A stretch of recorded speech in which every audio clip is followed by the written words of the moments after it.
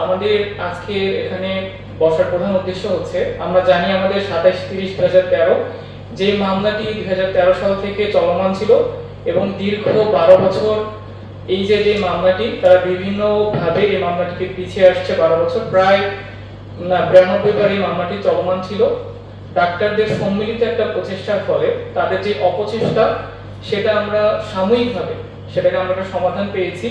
মহামান্য আদালত গত 12ই মার্চ রায় দিয়েছে মেডিকেল এমবিবিএস এবং বিডিএস ব্যতীত কেউ ডাক্তার লিখতে পারবে না। এই রায়ের পরবর্তীতে আমরা দেখতে পাচ্ছি তাদের যে অপচেষ্টা সেটা এখনো চলমান। তারা কেন এই অপচেষ্টাটি বারবার করছে? আমরা জানি তাদের যে উদ্দেশ্য সেটা স্পষ্ট।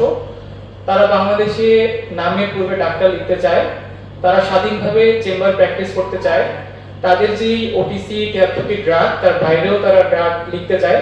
তারা শুধু এই নামটি ব্যবহার করে স্বাধীন প্র্যাকটিস সহ আমরা জানি যে ডায়াগনস্টিক সেন্টারগুলোতে তারা দীর্ঘদিন বিভিন্নভাবে অন্যায়ভাবে ডাক্তার পদবি ব্যবহার করে যে চেম্বারটা করে আসছে সেটা এখনো তারা করতে চাচ্ছে। কিন্তু আমরা আজকে এই আমাদের সংবাদ সম্মেলনের মাধ্যমে কঠোরভাবে বলতে চাই, ডাক্তার সমাজ এই অন্যায় কখনো মেনে নেবে না। এমবিবিএস বিডিএস ব্যতীত বাংলাদেশে কেউ ডাক্তার লিখতে পারবে না। এই রায় যেহেতু মহামান্য আদালত দিয়েছে, বর্তমানে এটা মনিটর করার দায়িত্ব তাদের। আমরা চাইবো আগামীকালকে তারা যে শুনানি করতে চাচ্ছে সেটি আগামীকালকেই বরখাস্ত হয়ে যাক এবং তারা যে বারবার বলে আসে আমরা ডাক্তার লিখতে চাই না, আমরা তাদের অন্য দাবিগুলোর সাথে আমরাও একমত। তাদের যে যৌক্তিক দাবিগুলো সেটা মেনে নেওয়া হোক। তাদেরকে আমরা একটাই বলবো, তারা এই ডাক্তার লেখার যেই অপচেষ্টা সেটা থেকে বেরিয়ে আসুক, তাহলে ডাক্তার সমাজও তাদের সাথে ঐক্যবদ্ধ হয়ে তাদের দাবিগুলো আদায় করতে সাহায্য করবে। আপনারা সবাই জানেন যে আমরা আসলে কি চাই। আমরা বাংলাদেশের জন্য একটা সুন্দর স্বাস্থ্য ব্যবস্থা চাই, আর বাংলাদেশের সুন্দর স্বাস্থ্য ব্যবস্থা উপহার দিতে পারে একটা সুদক্ষ টিম। আর এই সুদক্ষ টিমের নেতৃত্বে থাকবে অবশ্যই একজন চিকিৎসক। এখন কথা হচ্ছে চিকিৎসক কারা, এই কোয়ালিফিকেশন কি হবে সেটা অলরেডি মীমাংসিত।